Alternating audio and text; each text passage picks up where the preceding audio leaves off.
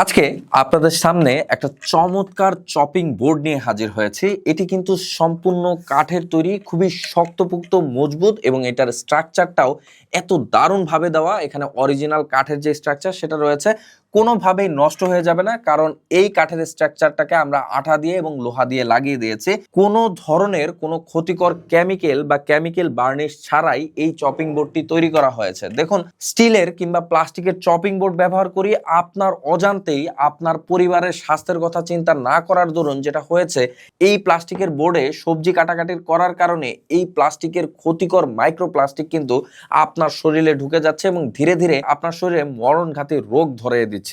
যার কারণে আমরা আপনাদের এই সুস্বাস্থ্যের কথা চিন্তা করে একটা প্রিমিয়াম অর্গানিক একটা ভেজিটেবল চপিং বোর্ড নিয়ে হাজির হয়েছে, যেটার ভেতরে আপনি মরিচ, পেঁয়াজ থেকে শুরু করে যে কোনো ধরনের সবজি কাটাকাটি করবেন।